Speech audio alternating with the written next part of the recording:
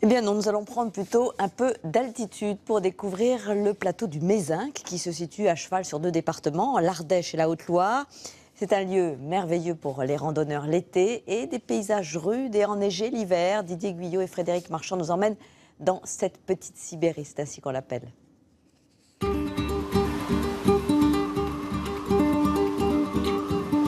Quand l'hiver s'installe sur le Mézin, certains le surnomment le pays de la tourmente. Tu pars là en biais, regarde, droit devant, là, tu plantes ton appareil, voilà, là. Claude Fougerolles est photographe. Il aime arpenter ce Mézin que justement d'autres préfèrent fuir. Mais il sait aussi que quand la tourmente se déchaîne, quand la burle souffle, nul ne peut résister. On a vu je sais pas combien de gens se réfugier et dire aux gens j'abandonne la voiture en plein milieu, je suis à tel endroit. Jusqu'au lendemain, plus personne bouge et puis on vient avec un tracteur et on se débrouille de sortir la personne. Mais on s'en rappelle toute sa vie. Hein. C'est le pays où le climat du sud affronte le climat du nord. C'est le pays des congères l'hiver, mais aussi celui des prairies fleuries l'été. Mais qu'importe la rudesse et l'austérité. C'est le geste qui est très bien, ça ira très bien. Tac. Car c'est aussi le pays où certains aiment vivre. Voilà, génial. Regarde vers moi comme si on discutait. Bon, c'est bien toi ça. Voilà. Il y a 12 ans de cela, Christine, la fermière venue tout droit des Vosges, s'est installée ici avec ses animaux et elle s'est adaptée. J'ai jamais eu aussi froid qu'ici, ouais, c'est vrai. On a des équivalences avec le vent qui sont quasi sibériennes. Certains jours, évidemment. Mais j'ai changé de vêtements. J'ai fini par comprendre qu'il fallait changer de vêtements. Après plusieurs mois de travaux, Christine a transformé sa ferme en gîte, ouvert toute l'année. Et à sa table se côtoient anciens du village et randonneurs. Le Mézin, ce fut pour elle un coup de cœur. Le cœur a ses raisons que la raison n'a pas, voilà. Il y a un moment, je me suis dit, tu y penses trop, il faut le faire. Donc je sais pas, je pense que c'est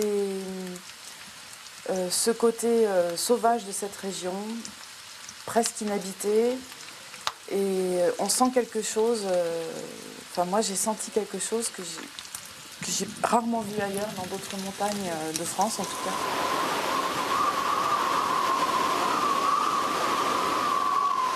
Pour moi la terre c'est, on attend, on sème, on attend, et ça gèle, on recommence, on replante. Enfin, je trouve que vraiment c'est une école de patience. Donc on a une sérénité avec ces gens-là, qui l'hiver ils ferment pendant 1 mois ou 2.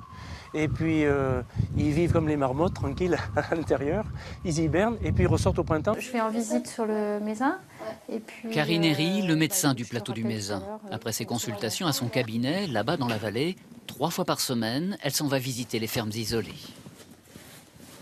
C'est un privilège que de pouvoir être au plus près des gens chez eux et d'avoir ce rôle social de psychologue qu'ont normalement les médecins de campagne. Karine a quitté la région parisienne il y a 15 ans de cela. Amoureuse de nature et de sport, elle a tout de suite aimé ces paysages tourmentés et le sourire de ses habitants qui lui ouvrent leurs portes.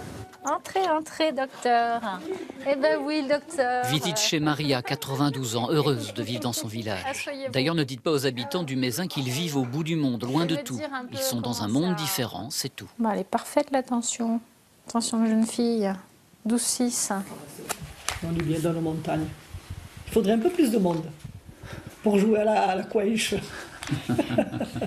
Ah oui, voilà, un peu plus de monde pour jouer à la couèche tous les jours. On n'est plus à l'après-guerre et on a des moyens de locomotion, des chasse-neige qui nous ouvrent la route, même si ce n'est pas au quotidien. On a quand même des facilités d'échange qui rendent la vie très agréable. Donc je pense qu'on a des clichés en tête qu'il faut surtout arriver à combattre. La tournée de Karine n'est pas terminée, en route pour d'autres villages, toujours plus loin, toujours plus haut. Ça va Bernard? Retour avec Claude et ses portraits du Mézin. Impossible pour lui de ne pas immortaliser un éleveur, son troupeau et la viande emblématique du plateau, le fin gras du Mézin. Depuis des siècles, ici, les vaches se nourrissent de foin naturel, un mélange de plantes et de goût. Symbole de ce fin gras, la sistre. C'est l'emblème du fin gras. Parce qu'on ne sait pas si, on sait pas vraiment si elle a une action directe ou si c'est simplement un témoin de l'équilibre de la flore. Mais on sait que quand elle est présente dans le foin, c'est connu de père en fils qu'un bon foin contient de la sistre. Donc c'est important qu'elle y soit. Tac, juste ce qu'il faut.